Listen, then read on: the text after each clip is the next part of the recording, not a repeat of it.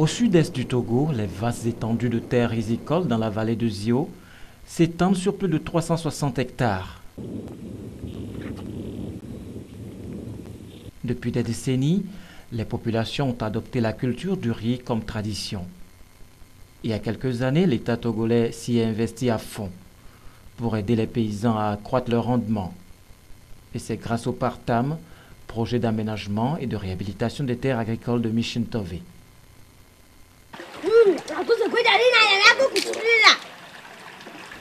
Les infrastructures ont été réaménagées avec même des projets d'extension. À cela s'ajoutent de nouvelles méthodes culturelles comme le SRI, système de riziculture intensive, vulgarisé par l'USAID par le truchement du corps de la paix au Togo. L'USAID apporte la contribution financière et le corps de la paix apporte le soutien des volontaires et les nationaux des différents pays pour exécuter le projet. Il y avait un programme de système de riziculture intensive sur lequel travaillait une université américaine. Et cette université américaine, la Cornell University, avait une chercheuse qui était venue et ils ont organisé une formation au Bénin. Et on a envoyé un riziculteur de la vallée du Zio ici, mais aussi une rizicultrice de la région d'Anié.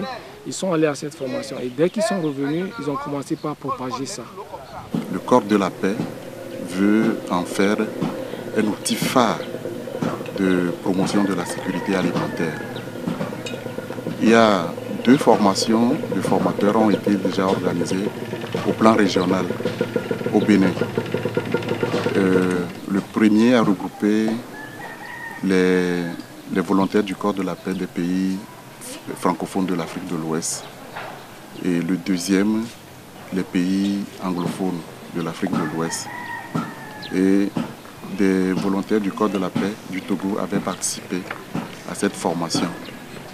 Vu le succès réalisé par la formation régionale, le corps de la paix du Togo a voulu faire une promotion du SRI à grande échelle, en couvrant pratiquement tout le Togo. Le SRI a fait ses preuves dans d'autres pays. C'est une technique qui permet de semer peu de riz pour en récolter beaucoup. Elle comporte 6 étapes. Tout commence par la préparation du sol. On a fait un premier labour pour arriver au stade du sol où nous nous tenons. Donc à ce stade, le sol est encore sec et donc la suite est la mise en eau, c'est-à-dire on met de l'eau sur la parcelle. C'est ça qui commence ici. Et après cette mise en eau, lorsque la parcelle est totalement imbibée, on procède au planage. Et la mise en eau nous aide à faire ce planage parce qu'on suit le niveau de l'eau un peu comme un instrument de mesure. Donc, l'étape suivante va aller dans le casier suivant.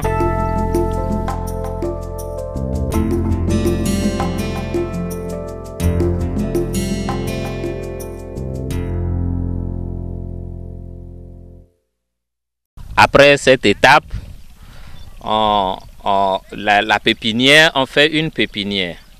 La pépinière, elle est mise en place une dizaine de jours avant la mise en eau pour qu'elle soit prête pour le repiquage. Cette pépinière, pour le faire, il faut d'abord remuer le sol et mettre, disons, une sorte de bâche en dessous pour que les racines des jeunes plantes n'aillent pas en profondeur.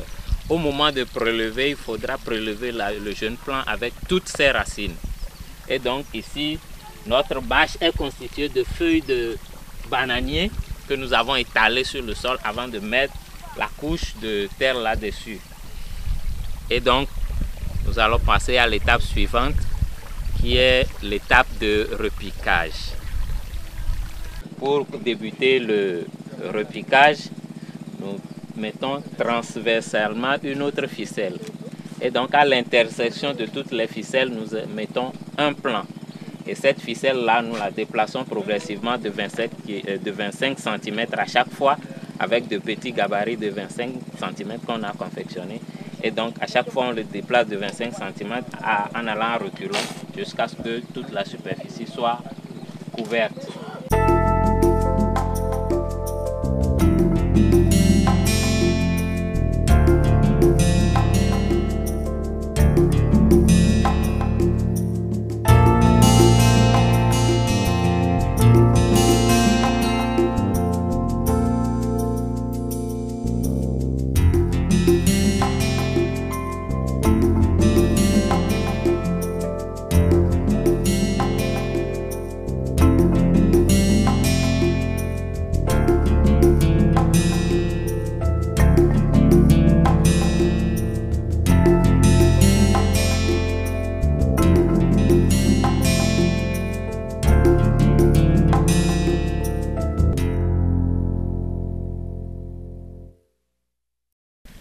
Dans le même poké, et ça se serre. Alors ici, ce n'est pas serré, c'est aéré. Le riz tale beaucoup. Vous voyez un peu la direction des tales là. C'est un peu oblique pour recevoir beaucoup de rayons solaires et beaucoup d'oxygène et se développer très bien.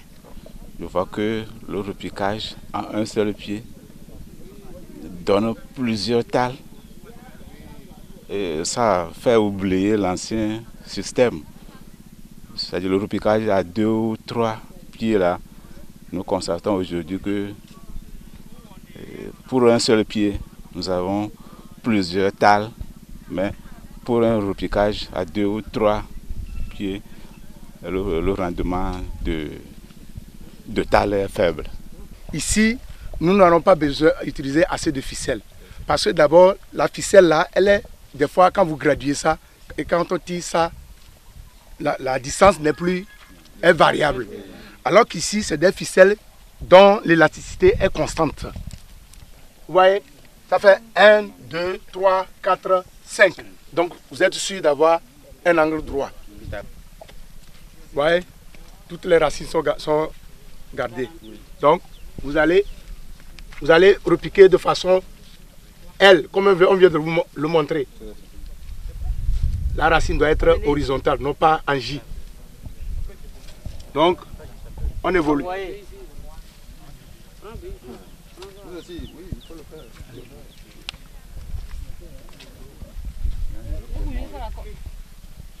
Ne bougez pas la corde. Ne bougez pas la ficelle. On peut aller.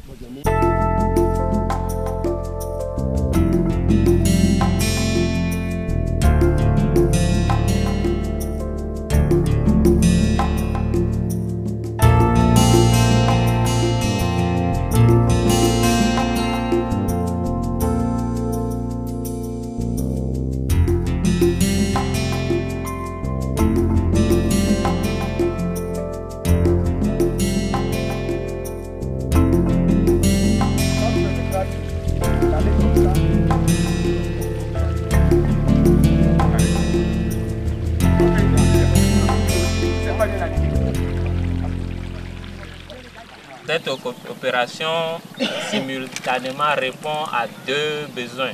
Le besoin de sarclage et le besoin de binage. Il suffit de pousser dans les rangées.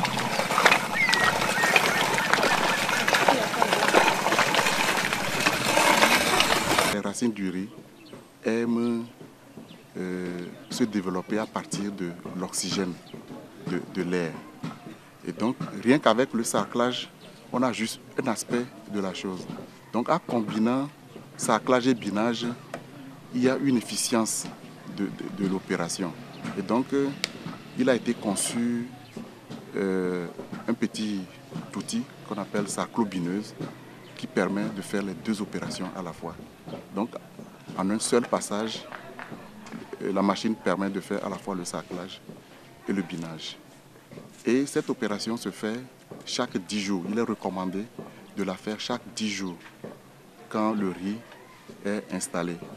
Et donc, on peut arriver à 4 à 5 sarclages pendant le cycle végétatif du riz. Et cela permet au riz de se développer rapidement et de produire un bon rendement. Non, tu es gaucher. C'est ça qui te gêne. Ces paysans ont été sélectionnés sur toutes les régions du Togo.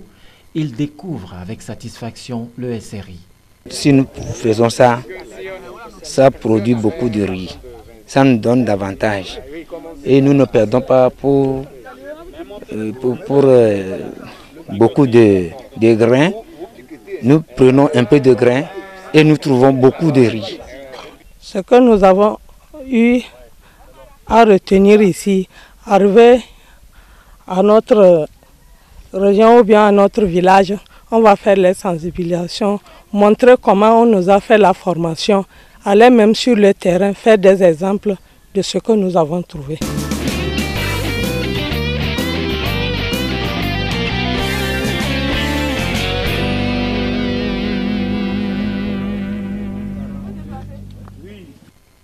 Entre la méthode traditionnelle et le SRI, la différence est nette.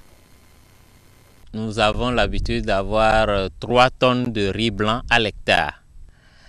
Mais déjà avec la nouvelle méthode que nous n'avons réussi qu'à appliquer imparfaitement, nous avons déjà un rendement de 5 tonnes de riz blanc à l'hectare. Et donc nous espérons, avec la perfection que nous y apportons, aller encore plus. Avec le SRI, en réalité, on n'a pas besoin d'une variété particulière. Ce n'est pas une question de variété sélectionnée. C'est la technique culturelle même qui permet aux plantes de riz d'exprimer son potentiel.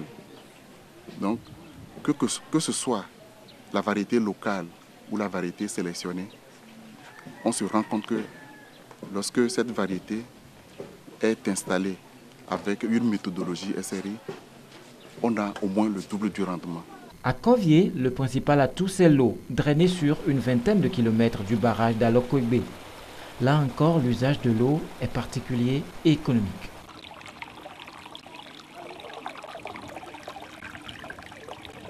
L'évolution fait que nous nous rendons compte que le riz, la production de riz n'a pas besoin autant d'eau que nous l'utilisons jusqu'à maintenant. Voilà pourquoi nous sommes en train d'adopter une nouvelle manière de cultiver ce riz-là qui va utiliser beaucoup moins d'eau, dans la proportion de 1 à 20 par exemple. À quelques kilomètres de là, à Agbadomé, les villageois, à partir d'une simple projection vidéo qu'ils ont vue sur le SRI, ont voulu l'essayer à tout prix. Aujourd'hui, il constitue un exemple à suivre. Entre-temps, on nous avait passé un film à la télé et on a pratiqué le système de riziculture intensive SRI et on est convaincu, on a vu que ça peut vraiment donner de bons rendements et on a essayé. Et avant, quand on avait essayé cela, on a vu que par rapport à la tradition, ce que nous faisons avant, c'est bon. Et on a jugé bon embrasser la carrière. Nous avons pratiqué le système sur un demi-hectare. Ils ont appliqué le SRI à leur manière et ça m'a beaucoup impressionné. Ils n'ont pas attendu que les 6 principes de SRI se rassemblent avant qu'ils ne débutent, mais ils ont commencé d'abord avec le repiquage par un plan à poquet et eux-mêmes ils ont constaté que avec le repiquage ordinaire où il ne faut même pas compter les plants où ils vont jusqu'à 8 plants par poquet, ils ont constaté que le talage au niveau de SRI dépasse le talage au niveau des parcelles et avec un système de production ordinaire. Donc c'est ça qui m'a impressionné. Une fois que les consignes du SRI sont respectées, il ne reste plus qu'un suivi en continu pour atteindre les résultats escomptés, comme par exemple contrôler l'eau ou chasser les oiseaux jaloux des bonnes récoltes des humains.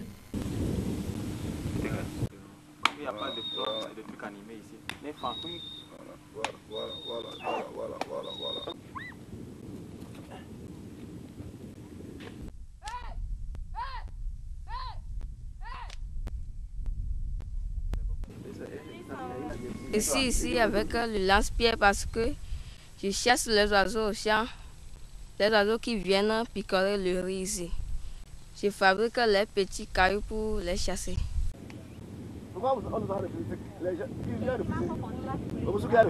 Non, ça sera là du tout.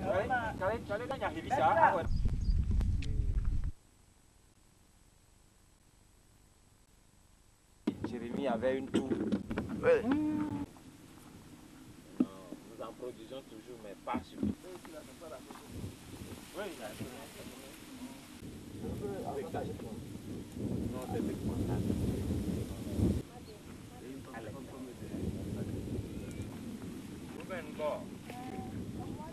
Nous avons cet avantage-là que notre riz naturellement est parfumé et a un goût très apprécié du commun des Togolais.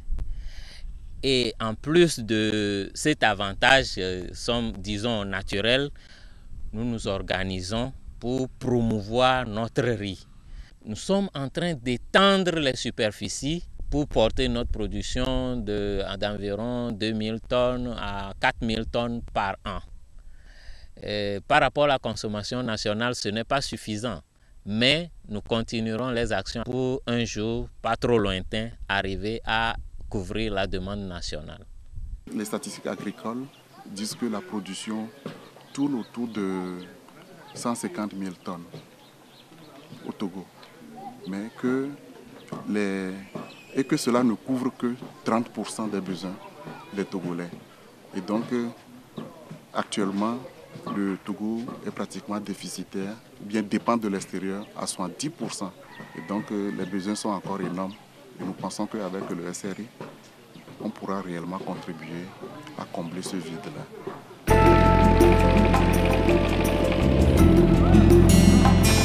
Prends-moi d'abord.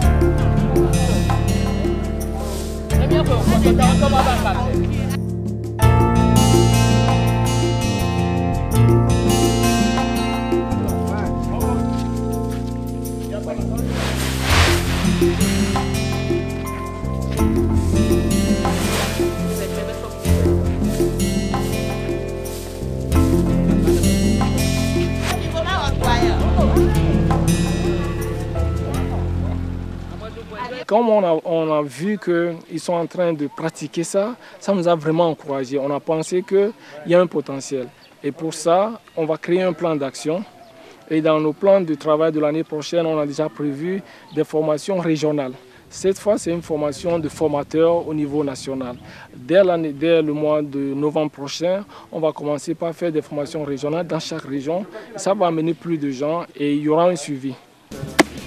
De côté, vous allez voir les sacs de...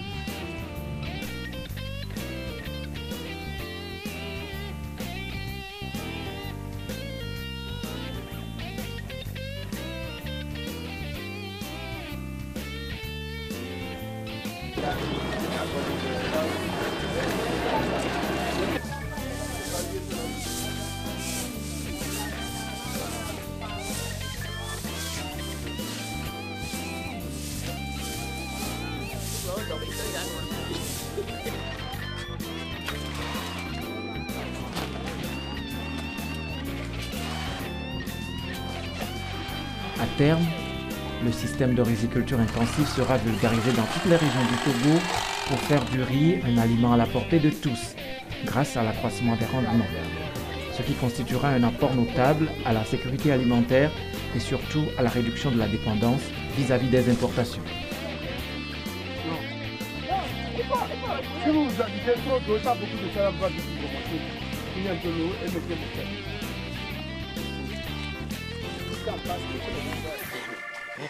Les œufs seront ramassés au point d'interrogation.